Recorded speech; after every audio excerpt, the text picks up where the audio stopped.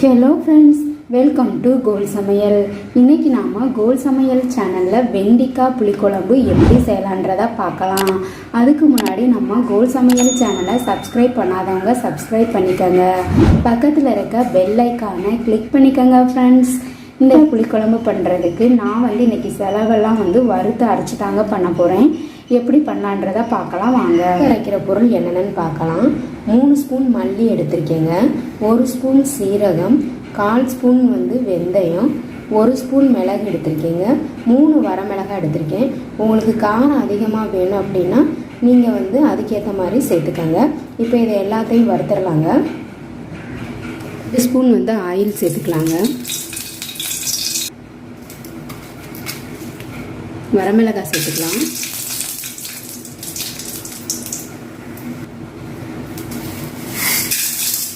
எல்லாத்தையும் சேர்த்து வறுத்துக்கலாங்க.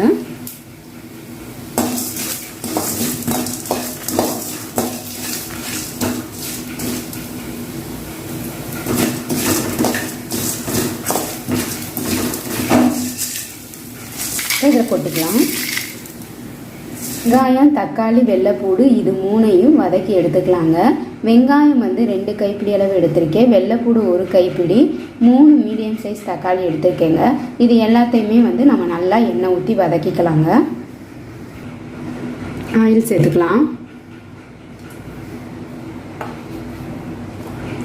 வெங்காயத்தை சேர்த்துக்கலாங்க.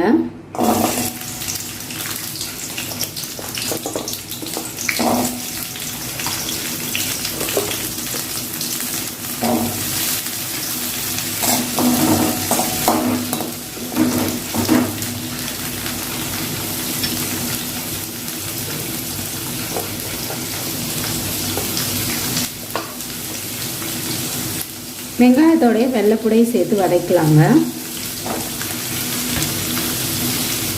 வெங்காயம், வெள்ளைப்பூடு இது நல்லா வதங்கணும். அதுக்கப்புறமா தான் நாம் தக்காளியை சேர்க்கணுங்க. 2 உப்பு சேர்த்துக்கலாம் வெங்காயம் வதங்குறதுக்காக.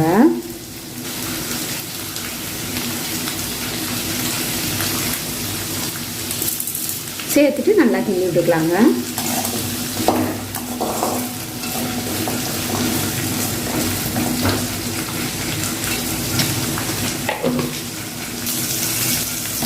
வெங்காயம் இந்த மாதிரி நல்லா வதங்கணுங்க. வெங்காயம், வெள்ளைப்பூடு நல்லா வதங்கினதுக்கப்புறமா நாம் கட் பண்ணி வச்சுருக்க தக்காளியை சேர்த்துக்கலாங்க.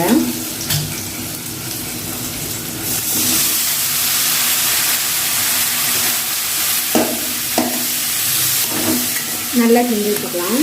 தக்காளி நல்லா வதங்கிடணும்.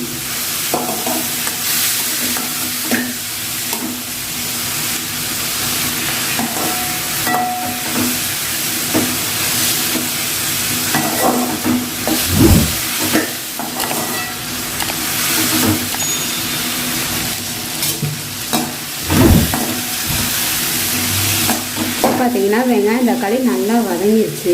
இதை நம்ம ஆற வச்சு அரைச்சி எடுத்துக்கலாங்க. வெண்டைக்காய்க்கு தேவையான அளவு எண்ணெய் ஊற்றிட்டு அதில் வெண்டைக்காயை போட்டு நல்லா வதக்கிக்கலாம். நான் வெண்டைக்காயை லைட்டாக காய வச்சு எடுத்திருக்கேன். நீங்கள் பச்சை வெண்டைக்காயை கூட அப்படியே போட்டு நல்லா வதக்கி எண்ணெயிலே பொரிச்சு எடுத்துகிட்டு பண்ணலாம். 2 உப்பு சேர்த்துக்கலாங்க. சேர்த்துட்டு நல்லா கிண்டி விட்டுக்கலாம். வெண்டைக்காய் இந்த எண்ணெயில நல்லா பொரியணும். வெண்டைக்காய் இந்த மாதிரி எண்ணெயில நல்லா வதங்கணும். நீங்கள் பச்சை வெண்டைக்காய் எடுத்தீங்க அப்படின்னா வெண்டைக்காய் நல்லா கழுவிட்டு கட் பண்ணிவிட்டு தொடச்சிட்டு அதுக்கப்புறம் தான் நம்ம எண்ணெயில் போட்டு இந்த மாதிரி வதக்கணும்.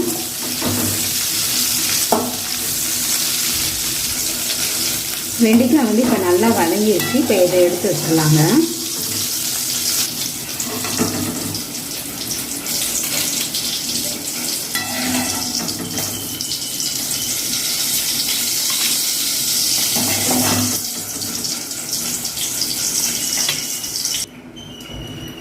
இப்போ இந்த எண்ணெயில் இன்னும் கொஞ்சம் எண்ணெய் சேர்த்துட்டு கடுகு 1 ஸ்பூன் சேர்த்துக்கலாங்க.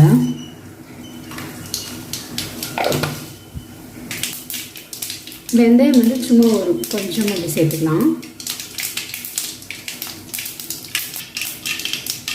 கருவேப்பிலை சேர்த்துக்கலாங்க.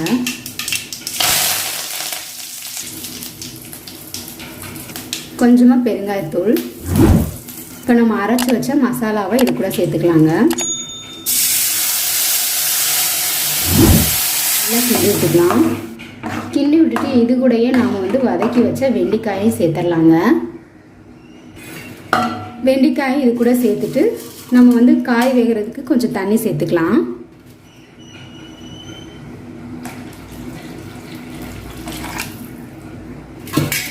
இப்போ நல்லா கிண்டி விட்டுக்கலாம்.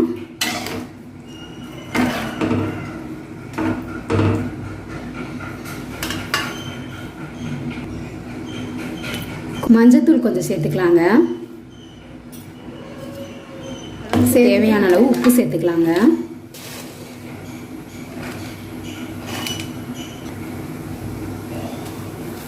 தேவையான அளவு உப்பு சேர்த்துட்டு நல்லா கிண்டி விட்டுக்கலாம்.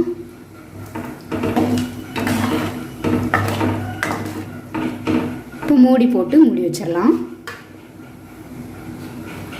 தேங்காய் நல்லா நைஸாக அரைச்சி வச்சுருக்கேன். இதையும் நம்ம சேர்த்துக்கலாம்.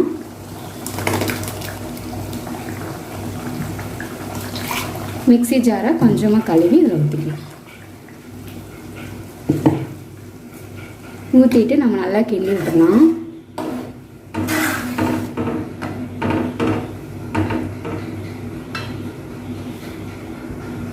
புளி தண்ணி கரைச்சி வச்சுருக்கேன். அதையும் இது கூட சேர்த்துடலாங்க. சேர்த்துட்டு நல்லா கிண்டி விட்டுறலாம்.